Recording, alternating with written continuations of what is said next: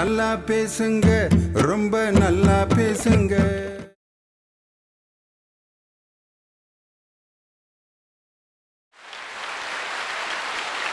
நரி படுத்திருக்கான். படுத்து காலையில் எந்திரிக்கான். அப்போ சூரியன் மேற்க இருக்கான். நரி பார்க்குது, அதனுடைய நிழல் நீளமாக கீழே தெரியுது. நரி நினைக்குது, ஆஹா இவ்வளோ பெரிய ஆளா நம்ம ச அப்படின்ட்டு திரும்ப படுத்துருச்சு. ராத்திரி பூரா தூங்கிட்டு காலையில் எந்திரிக்குது. காலையில் பார்த்தீங்கன்னா சூரியன் கிழக்க இருக்கு, மேற்க நீளமான நிழல். நரி அப்படிங்குது, நம்மளை மாதிரி ஒரு உயர்ந்த ஆள் யாருமே இல்லைடா அப்படின்னு திரும்ப படுத்துருச்சு. மத்தியானம் 1 மணிக்கு எந்திரிக்குது. சுற்றி சுற்றி பார்த்தா ஒன்றை கூட காணா. எங்கடா நம்மளை காணான்னு பார்க்குது. அப்போ தான் அதனுடைய நிழல் அதனுடைய உடம்புக்குள்ளே ஒரு புள்ளி மாதிரி தெரியுது. அப்போ தான் நரி சொல்லுது, சூரியன் தூரத்தில் இருந்தால் இன்னைக்கு நீ பெருசாக இருக்க மாதிரி தெரிவ, சூரியன் என்னைக்கு பக்கத்தில் வருதோ அன்னைக்கு நீ உருத்தெரியாமல் அழிஞ்சு போயிடுவேன்னு சொல்லி அன்னைக்கு நரிக்கு அந்த சூரியன் பாடம் கற்பித்து கொடுத்ததாக ஒரு கதை. அதே மாதிரி சாயப்பட்டறையில் உளுந்த அந்த கதை. நரி ஒரு சாயப்பட்டறையில் உளுந்து ப்ளூ கலரில் வரும். உடனே அதை கமலஹாசன் 3ஆம் பிறையில் நடித்து காட்டியிருப்பார். தன் திரடன் தன் தன் தன் நான் தான் இந்த அரசன் அப்படின்னோட எல்லா விலங்குகளும், காட்டு விலங்குகள் பயந்தன, கொஞ்சம் நடுங்கின, ஆவி ஒடுங்கின. நரி, மழை பெய்கிறது, வானம் பொழிகிறது, ஜோனு மழை. நரியினுடைய உடலில் இருந்த நீல நிற சாயம் வெளுத்தது. நரியின் உண்மையான கலர் தெரிந்தது. பயந்த விலங்குகளெல்லாம் தைரியமாக சென்றன. நரிக்கு சாயம் வெளுத்து போச்சு, ராஜா வேஷம் களைஞ்சு போச்சுன்ட்டு ஒரு கதையவே பாட்டா நடித்து காட்டியிருப்பார் 3ஆம் பிறை. சாயப்பட்டறையில் விழுந்த நரி மாதிரி திடீர்னு நம்ம ஒரு பெருமையும் தற்பெருமையும் கொண்டவர்கள் வாழ்க்கையில் சிதறடிக்கப்படுவார்கள். சின்ன கதை. இப்படி வாழ்க்கை நெறியை சொல்வதற்கே ஒரு கதை தேவைப்படும் போது சினிமாவுக்கு எப்படிப்பட்ட கதை தேவைப்படும்? பாட்டு இல்லாட்டி நம்ம வாழ்க்கையில் பலவிதமான சந்தோஷத்தை இழந்திருப்போம். உடம்பில் இருக்கக்கூடிய அசைவுகள் எல்லாமே இசையோடு தான் இயங்கிக்கிட்டு இருக்கு. உலகமே இசையை அடிப்படையை வச்சு தான் இயங்குது. பூமி இயங்கிறது கூட பாருங்கள், ஒரு சுற்று 365 நாள். அந்த கணக்கு மாறிச்சுன்னா வாழ்க்கையே மாறிடும். அதே மாதிரி இரவு பகல் சுற்றி சுற்றி வர்றதுக்கு 24 மணி நேரம். அந்த நேரம் அந்த மியூசிக் மாறிச்சுனாக்க இரவு பகல் மாறிடும். பருவ காலங்கள் கரெக்டாக அந்த பூமி சுற்றுறதுனால தான் கோடை காலம், மழை காலம், வசந்த காலம், குளிர்காலம்ட்டு அழகாக அந்த பருவ காலங்கள் மாறுவதும் அந்த இசையோடு இயற்கை இயங்கி கொண்டிருப்பதான் காரணம். அதனால தான் நமக்கு இசைங்கிறது ரொம்ப பிடிச்சிருக்கு. அந்த காலத்து பாடல்களை பற்றி பேசும்பொழுது இந்த ஊர்க்காரரை பற்றி பேசாமல் நம்ம பாட முடியாது. முதல் தமிழ் சினிமாவினுடைய சூப்பர் ஸ்டார் யாருன்னா அவர்தான் திருச்சியிலிருந்து உதயமான எம்.கே. தியாகராஜ பாகவதர் என்ற முதல் தமிழ் சினிமாவினுடைய சூப்பர் ஸ்டார் திருச்சி. முதல் தமிழ் சினிமாவினுடைய சுப்ரீம் ஸ்டார் யார் தெரியுங்களா? அவர் உங்களுடைய மண்ணின் மைந்தர், புதுக்கோட்டை உலகநாதன் மகன் சின்னப்பா என்ற P.U. சின்னப்பா என்ற அற்புதமான ஒரு மாபெரும் ஹீரோ. தியாகராஜ பாகவதர் பார்த்தீங்கன்னா அப்படி கோல்டு கலரில் இருப்பார், சில்க்கு ஜிப்பா போட்டு அவர் பாடுற பாட்டுக அப்பா பக்தி பாட்டெல்லாம் மத வித்தியாசம் இல்லாமல் எல்லோரும் ரசித்தாங்க. தியாகராஜ பாகவதருடைய பாட்டு இன்றைக்கி இருக்கிற ஜென்ரேஷனுக்கெலாம் தெரியவே தெரியாது. நான் எங்கள் அம்மா பிறக்காததுக்கு முன்னாடி வந்த பாட்டு இப்போ நான் பாட போகிற பாட்டு தியாகராஜ பாகவதருடைய ஒரு பாட்டு. அருமையான ஒரு பக்தி பாட்டு. மனமேனி ஈசன் நாமத்தை வாழ்த்துவாய், தினம் வாழ்த்துவாய், கனவெனும் வாழ்வில் கலங்கி விடாதே, காதலை மாந்தரை புகழ்ந்து பாடாதே, காமமோக மதவைரிகள் வசமாய் கர்ம வினை சூழுலக வாதனையில் கருமாறி மனமோடு துயருறாமல் நிரந்தரமும் மகிழ்ந்து வர சுகம் பெறவும் மனமே நீ ஈசன் நாமத்தை வாழ்த்துவாய், தினம் வாழ்த்துவாய். ஹரிதாஸுங்கிற படத்தில் அந்த பாட்டு 3 வருஷம் ஓடி இருக்கு. அந்த காலத்தில் 3 வருஷம் பார்த்துருக்காங்க பாருங்க. 1000 நாள் பார்த்துருக்கேன். 1000 நாள் ஒரு படம் ஓடி இருக்குன்னா அந்த படம் மக்கள்கிட்ட எவ்வளோ வரவேற்பை பெற்றிருக்குன்னு பாருங்க. ஒரு நல்ல திரைப்படத்தை தீர்மானிப்பது கதையா, பாடலா, நகைச்சுவையா? ஐயா, இன்னைக்கு கதையில ஹீரோ ரிச் ஃபிகரா ஹை குவாலிட்டியா எதிர்பார்ப்பாரு. கருப்பான பொண்ணை செலக்டே பண்ண மாட்டாங்க. பணம் கருப்பு என்றால் பதுக்குகிறார்கள், பெண் கருப்பு என்றால் ஒதுக்குகிறார்கள். ஐயா, கதையில எங்களுடைய திரைப்பட பாடலை பத்தியெல்லாம் கருவாச்சி என் கருவாச்சி ஓ சாடமாட பார்வையால காதல் வந்து நெஞ்சுக்குள்ள உருவாச்சு அழகா பாடியிருக்கேங்கள ஐயா. ரஜினி சார் நடிச்சிருப்பாரு பாஷான் படத்துல.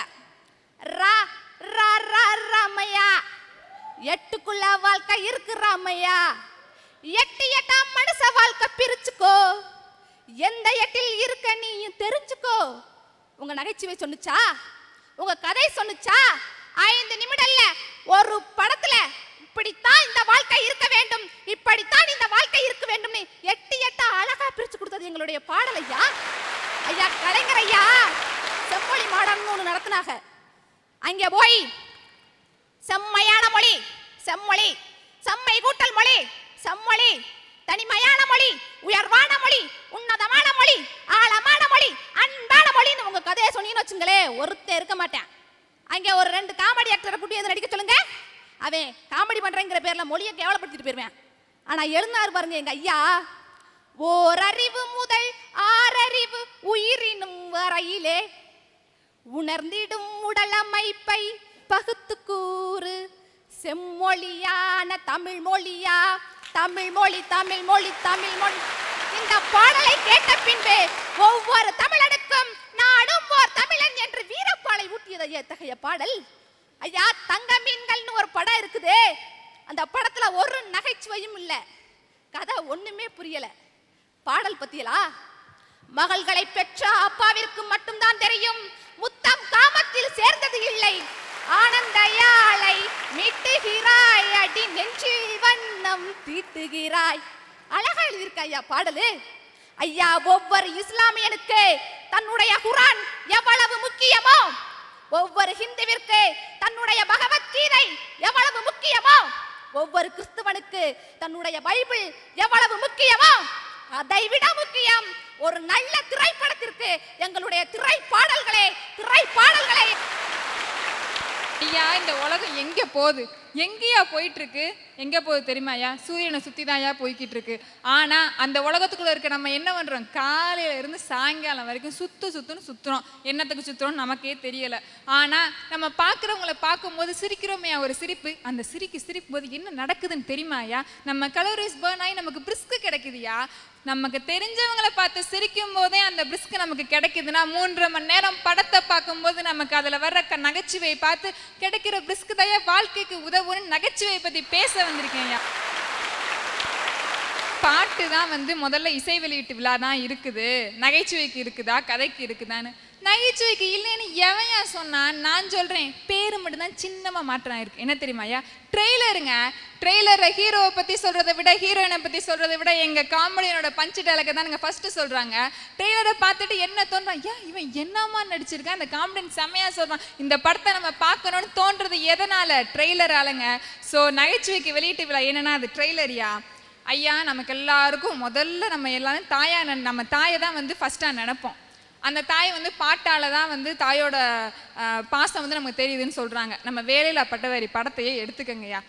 நாள் நைட் நம்ம தனுஷ் சார் குடிச்சிட்டு வந்துடுவார், உள்ள அனுப்பிச்சு படுக்க வச்சுட்டு அடுத்த நாள் காலைல அவங்க அப்பா வெளில போனதுக்கு அப்புறம் தொடப்பத்தை எடுத்து அவங்க அம்மா கொடுப்பாங்களே ஒரு அடி. நானும் வாங்கியிருக்கேன், நீங்களும் வாங்கியிருக்கேன், இங்க இருக்க எல்லாரும் வாங்கியிருக்கோம், அது நமக்கு மட்டும் தெரியும், வெளில சொல்லிக்க வேணாம். அந்த தொடப்பத்துல வாங்கின அடியை பார்க்கும்போது ஒவ்வொருத்தருக்கும் தான் அம்மா நினைப்பு சந்தோஷமா நினைக்க, நம்ம வாங்கின மாதிரியே வாங்குறாங்கன்னு கையை தட்டி இருக்கோம்ல. ஏன் நம்ம அம்மா பத்தி நம்ம நினைக்கும் போது சந்தோஷமா நினைக்கணும், சந்தோஷமா நினைக்கணுங்கிறக்காக தான் எங்க காமெடி நான் அப்படி வச்சிருக்காரு இங்க. ஐயா, கதைங்கிறது மரம் மாதிரி, நகைச்சுவைங்கிறது கிளை மாதிரி.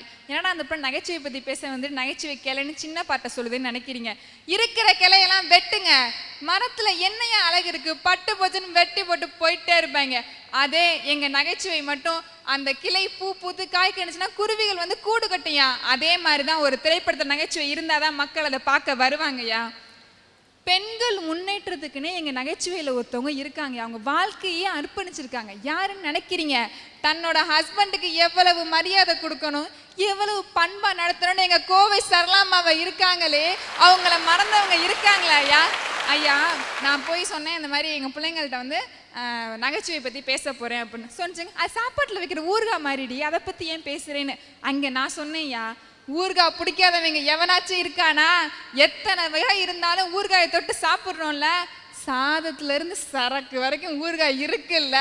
அப்படிதான் எங்க காமெடி. ஐயா, முன்னாடிலாம் ஹீரோக்கும் ஹீரோயினுக்கும் கெமிஸ்ட்ரி இருக்கான்னு பாக்குறாங்க. இப்பெல்லாம் ஹீரோக்கும் காமெடியனுக்கும் தான் கெமிஸ்ட்ரி இருக்கான்னு பாக்குறாங்க.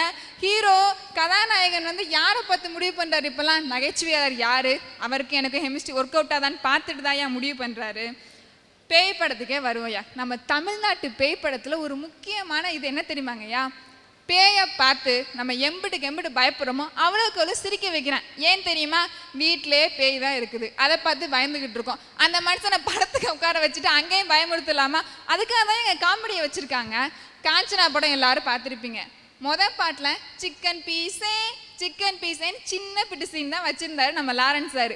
அந்த இது எல்லாரும் ரீச் ஆச்சுங்கனால தானே அடுத்ததுல 5 நிமிஷத்துக்கு ஒரு பாட்டை போட்டாரு. ஏன்? அவருக்கே தெரிஞ்சிருக்கு மக்கள் மனசுல எப்பவும் நிக்கிறது நகைச்சுவை தான். ஒரு திரைப்படம் வெளிவரதுக்கு முன்னாடி அதனுடைய பாடல்களை வெளியிடுறான். ஏன் தெரியுமா? ஒருவான சோத்துக்கு ஒரு சோறு பதம். அந்த பாடல் வெளியாகி கிட்ட ஆனிச்சுன்னா அந்த படம் கிட்ட ஆகுங்கிறது எல்லா இயக்குனருடைய எதிர்பார்ப்பாக இருக்குது. அதனால தான் சொல்கிறேன், ஒரு திரைப்படத்தை தீர்மானிப்பது, அது திரைப்படமானே தீர்மானிப்பது அதனுடைய பாடல்கள் தான். ஐயா, என் கவிஞை எழுதாத வரிகளே இல்லை, எழுதாத கதாபாத்திரங்களே இல்லை. தாய்க்கு பாட்டு, தந்தைக்கு பாட்டு, சகோதரன் சகோதரிக்கு பாட்டு, நண்பன் எதிரிக்கு பாட்டு, வாழ்ந்தா பாட்டு, செத்தா பாட்டு, எல்லாத்துக்கும் வச்சிருக்காயா பாட்டு. இதை கேட்டு ரசிக்காதவங்க காதுக்கு போடுங்கயா ஒரு பூட்டு. அதனால தான் சொல்கிறேன், ஒரு நல்ல திரைப்படத்தினுடைய வெற்றிக்கு காரணம் எங்களுடைய பாடல்கள் தான். ஐயா, நான் ஒரு வழக்கறிஞர். என் காதலி எனக்கு கடிதம் எழுதாரா, என் துறை சார்ந்து எழுதாரா. எப்படி தெரியுமா? உன் இதய சிறையில் இருக்கும் என்னை தவறு செய்தால் தண்டித்து விடு, தயவு செய்து விடுதலை செய்து விடாதேங்கிறா. நான் அதுக்கு ஒரு கடிதம் எழுதணுமா வேணாமா? நானும் 2 நாளாக யோசிச்சு பார்க்குறேன், மல்லாக்கப்படுத்து பார்க்குறேன், குப்புறப்படுத்து பார்க்குறேன், கவிதை வரல. வழக்கம் போல எங்கள் ஐயா வைரமுத்தோட வரிகளை 2 வரிகள் எடுத்து விட்டேன். உன் செவ்வாயில் ஜீவராசி உள்ளதா என்று தினந்தோறும் விஞ்ஞானம் ஆராயும், உன் செவ்வாயில் என் ஜீவராசி உள்ளதடி, இதை காணாத விஞ்ஞானம் எதனை வெல்லுன்னு. செட் ஆயிடுச்சு. என் காதல் தான் ஐயா. காதலர்களுக்கு மட்டும் இல்லை, கணவன் மனைவி சேர்றதுக்கு இன்னைக்கு பாட்டு தேவைப்படுது. அன்னைக்கு அப்படிதான் புருஷன் பொண்டாட்டி 2 பேர் தூங்கிட்டு இருந்தாங்க. நைட்டு 12 மணி, பொண்டாட்டிக்காரியோட செல் அடிக்குது. புருஷங்காரை எடுத்து பார்த்து பொண்டாட்டிக்கு ஓங்கி ஒரு அப்புறான். ஏண்டி நைட்டு 12 மணிக்கு எவண்டி உனக்கு பியூட்டிஃபுல்னு மெசேஜ் பண்ணுறவன்? அந்த அம்மா பார்த்துட்டு, யோ நல்லா பாரியா, அது பியூட்டிஃபுல் இல்லையா பேட்ரிஃபுல்லுங்கிறான். நைட்டு பூரா ஒரே சண்டை. காலையில் சமரசம் பண்ணாதான் நல்ல சாம்பார் சாதம் சாப்பிட முடியும். ஒரு படத்துக்கு கூட்டிகிட்டு போகிறான் 10 மணிக்கெல்லாம். படம் 1 மணி நேரம் தாங்க ஓடுது. ஒரு சேரில் கேப் விழுந்துருது. இடைவேளையில் எங்காலும் ஒரு ரேடியோவில் பாட்டு போட்டான் பாருங்க. நாள்தோறும் காத்திருந்தேன், நானே தவம் இருந்தேன், உனக்காகத்தான் கண்ணே உனக்காகத்தான், நான் கூட மனசுக்குள்ள ஆசை ஒளிச்சி வச்சேன், உன்னை பார்க்கத்தான் மாமா, உன்னை பார்க்கதான். சரி, ஒன்றாயிடுச்சு. புருஷன் பொண்டாட்டி சேர்ந்தாச்சு. 2 பேரும் வீட்டுக்கு வந்துட்டாங்க. இப்படி கணவன் மனைவியை சேர்க்கிறதுக்கு எங்களுடைய பாடல்கள் தேவைப்படுதுன்னா, ஒரு நாட்டுக்கு படத்தை கொண்டு போய் சேர்க்கறதுக்கு எங்களுடைய பாடல்கள் தேவைப்படுங்க. இரவு நேர கணவன் மனைவி கொஞ்சல்களை அழகாக எழுதுறான் பாருங்க என் கவிதை. நான் காதல் என்னும் கவிதை சொன்னேன் கட்டிலின் மேலே, அந்த கவிதைக்கு நான் பரிசு தந்தேன் தொட்டிலின் மேலே, லலிலோ லலிலோ லலிலோ. ஐயா, அந்த படம் ரிலீஸ் ஆகும்போது நான் என் தாய்கிட்ட இருந்து கூட ரிலீஸ் ஆகிருக்க மாட்டேன். ஆனால் இன்னைக்கு கேட்கும் போது எங்களுக்கு இனிமையாக இருக்குதே, அந்த பாட்டு தாங்க எங்களுடைய வெற்றிக்கு காரணம். ஐயா, இது பரவாயில்ல. இன்னைக்கு திரைப்படங்கள் வெளிவராமே பாடல் கிட்டா இருக்குது. சொல்லட்டுங்களா? ரெட்ட ஜட வயசுன்னு ஒரு படம், ரெட்ட ஜட வயசுன்னு ஒரு படம். அந்த திரைப்படம் வெளியே வரல, ஆனால் அதில் இருக்க 6 பாட்டுமே கிட்டு. ஒரு பாட்டு எடுத்து விட்றேன் கேளுங்க. வெண்ணிலவே வெண்ணிலவே வானத்தை விட்டுட்டு வா, நெஞ்சுக்குள்ள உள்ளதெல்லாம் பாடலில் சொல்லிடவா, இதயம் என்ன புத்தகமா படித்து விட்டு தந்துவிட, காதல் என்ன கட்டிடமா இடித்து அதை கட்டிவிட. ஐயா கேளுங்கய்யா, ஒரு படத்தை பார்க்கும்போது நல்லா இருக்கும், ஆனா எங்கேயாவது பயணிக்கும் போது நெஞ்சுக்குள்ள வந்து முணுமுணுக்குமே, அதுதாங்க எங்க பாடலுக்கு கிடைச்ச வெற்றி. இன்னைக்கு இளங்கவிஞன் எல்லாம் குறை சொல்றதே உங்களோட வேலை. வாடி வாடி நாட்டுக்கட்ட வசமா வந்து மாட்டிக்கிட்ட. ஐயா அதில் என்னையா தப்பு இருக்குது? வாடி வாடி நாட்டுக்கட்டனா இந்த நாட்டினுடைய விலை உயர்ந்த கட்டை என்ன? செம்மர கட்டை. வாடி வாடி என் நாட்டின் விலை உயர்ந்த பொருளேங்கிறான் ஐயா. வசமா வந்து மாட்டிக்கிட்ட. எப்படி தெரியுமா? ஈஸ்வரனுக்கு வசமா ஈஸ்வரன் நிற்பதை போல மணவரையில் என் கூட ஒன்னா உக்காந்து வலது பக்கமா உட்காந்து நான் செஞ்ச தங்கத்தாலியை வாங்கி மாட்டிக்கிட்டவளேங்கிறான் ஐயா. என் கவிஞனுக்கு சிறந்த கவிஞர் சிறந்த பாடலாசிரியர் விருதெல்லாம் கொடுக்காதீங்க, சிறந்த தத்துவஞானி விருது கொடுங்கய்யா, அதுதான் அவனுக்கு பொருத்தமா இருக்கும். சமீபத்துல எங்க ஸ்கூல்ல ஆனுவல் டே நடந்துச்சு. அந்த ஆனுவல் டேக்கு சொல்லியிருந்தாங்க கண்டிப்பா எல்லாரும் எல்லா பேரண்ட்ஸோட அட்டென்ட் பண்ணணும் அப்படின்னு சொல்லியிருந்தாங்க. அதே மாதிரி எல்லாரும் எல்லா பேரண்ட்ஸோட அட்டனும் பண்ணியிருந்தாங்க. அப்போதைக்கு ஒரு ஆன்மீக பேச்சாளர் வந்திருந்தாரு. யார் வந்திருந்தாரு? ஒரு ஆன்மீக பேச்சாளர் வந்திருந்தாரு. அந்த ஆன்மீக பேச்சாளர் எல்லா பேரண்ட்ஸ்டையும் கேட்டாரு, இங்க யார் யார் பொண்டாட்டிக்கலாம் பயப்படாம இருப்பீங்க கை தூக்குங்க அப்படின்னு கேட்டாரு. அதுக்கு ஒரே ஒருத்தர் மட்டும் கை தூக்குனாரு. அப்போதைக்கு அந்த ஆன்மீக பேச்சாளர் அந்த ஒரே ஒருத்தர் மட்டும் கேட்டாரு, நீங்க பொண்டாட்டிக்கு பயப்பட மாட்டீங்களான்னு கேட்டாரு. அதுக்கு அவர் சொன்னாரு, எனக்கு கை தூக்க சொன்னது என் பொண்டாட்டி தானே அப்படின்ட்டாரு. அது யார் தெரியுமா? அந்த ஒருத்தர் யார் தெரியுமா? வேற யாரும் இல்ல, இந்த தங்கத்தை பெத்தெடுத்த டகர டப்பா எங்க அப்பா தான். பாவனம். உங்க குடும்பம் ரொம்ப மகிழ்ச்சியா இருக்குமே. பாத்தீங்களா? இந்த நகைச்சுவை சொன்னதுக்கு இந்த மாமன்றம் எவ்வளவு நகைச்சுவையா இருக்கு. அந்த நகைச்சுவையை பத்தி தானே நான் பேச வந்திருக்கேன். ஒரு திரைப்படத்துல வெற்றிக்கு நல்ல கதை இருந்தா ஒரு திரைப்பட வெற்றி அடையணும்னு சொன்னா நான் ஒத்துக்க மாட்டேன். நல்ல பாடல் இருந்தா ஒரு திரைப்பட வெற்றி அடையும் சொன்னா ஒத்துக்க மாட்டேன். நல்ல நகைச்சுவை இருந்தா மட்டும்தான் அந்த திரைப்பட வெற்றி அடையும் அப்படி நான் அடிச்சு சொல்லுவேனே. ஏன் அந்த காலத்துலயும் சரி இந்த காலத்துலயும் சரி நல்ல கதை இருக்குன்னு போய் படத்தை பார்க்கல, நல்ல பாடல் இருக்குன்னு போய் படத்தை பார்க்கல, எந்த நடிகர் நடிச்சிருக்காங்கன்னு போய் படத்தை பார்த்தாங்க. அந்த நடிகரோட ரசிகர்கள் அந்த படத்தை வெற்றி அடைய வச்சாங்கயா. நல்ல கதை இருந்தா நல்ல பாடல் இருந்தா ஒரு படம் வெற்றி பெறும் அப்படின்னு சொல்லிக்கிட்டு இருக்காங்க. ஆனா நல்ல நகைச்சுவை இருந்தா மட்டும்தான் அந்த படம் வெற்றி பெறும். அதுக்கு உதாரணம் என்எஸ்கே கலைவாணர் நடித்த முதல் தேதின்ற படம் வெற்றி பெறலையா? வெற்றி பெறலையா? அதுக்கு அடுத்து வந்த பாலையா அவர்களும் நாகேசார் அவர்களும் இணைந்து நடித்த காதலிக்க நேரமில்லை அந்த படம் நகைச்சுவையினால வெற்றி பெற்றுச்சியா? அதுல ஒரு நகைச்சுவை கதை வரும் பாருங்க. அப்பா அந்த கதை என்ன ஒரு கதை. ஐயா ஒரு டவுட்டு சொல்லுங்க. அந்த கதையை நீங்க சொல்றீங்களா இல்ல நான் சொல்லட்டுமா? அதில் நாகேஷ் படம் எடுக்கிறவரை நடிச்சிருப்பாரு. அந்த கதையை அவங்க அப்பா டிஎஸ் பாலையாட்ட சொல்லுவார் பாருங்க. அந்த காட்சி ஒரு 50 ஆண்டுகளுக்கு பிறகு இன்னைக்கு ரசிக்க வைக்குது. நாகேஷ் சொல்லுவார் அவங்க அப்பா டிஎஸ் பாலையா, சினிமா படம் பிடிக்கிறேன்னு சொல்லிக்கிட்டு இருக்கேன், அந்த கதையை கொஞ்சம் சொல்லப்பா அப்படிம்பார்.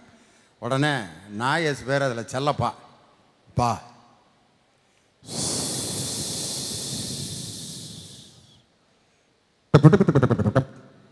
பாலையா அப்படியே பயப்பட ஆரம்பிச்சிடார். ஜோனு மழை, நடுவில் ஒரு நாய் வானத்தை பார்த்து ஓன்னு சத்தம். சர் சர் என்னடா அது? ஒத்த கண்ணு உள்ள ஒரு உருவம் காஞ்ச இலை மேலே வருது. அப்புறம்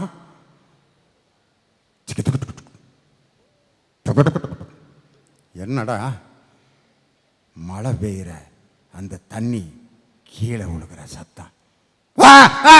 என்னடா ஐயாப்பா என்ன போதுண்டா நீயும் உன் கதைங்க, இதை சொல்கிறப்பே என் கை காலெலாம் உதறி வேர்த்து போச்ச அப்படிம்பார். ஒரு 4 வரி கதையை நாயஸ் டிஎஸ் பாலையாக்கு சொல்லக்கூடிய அந்த காட்சி இன்னைக்கு வரைக்கும் மக்களை சிரிக்க வைக்குதுன்னா, என்னைக்கு நடித்த நடிகர்கள் 2 பேருமே இப்போ உயிரோட இல்லை.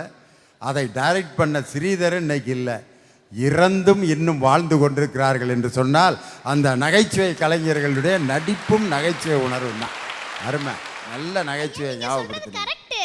அந்த திரைப்படத்தோட ஒரு நகைச்சுவை காட்சி அது 40 வருஷமானால் இன்னும் நம்ம நெஞ்சுக்குள்ள இருக்குன்னா அதுக்கு என்ன காரணம்? நகைச்சுவை தானே காரணம். அப்போ திரைப்படத்துக்கு என்ன தேவை? நகைச்சுவை தானே தேவை. அதுக்கு அடுத்து வந்த கல்யாண பரிசு, கரகாட்டக்காரன், இந்த படம்லாம் எதுக்கு வெற்றி பெற்றுச்சு? நகைச்சுவை காண்டி தானே வெற்றி பெற்றுச்சு. இப்ப சமீபத்தில் வந்த படத்துல வருத்தப்படாத வாலிபர் சங்கம், ஒரு கல் ஒரு கண்ணாடி, வாசம் சரணம் ஒன்னா படிச்சவங்க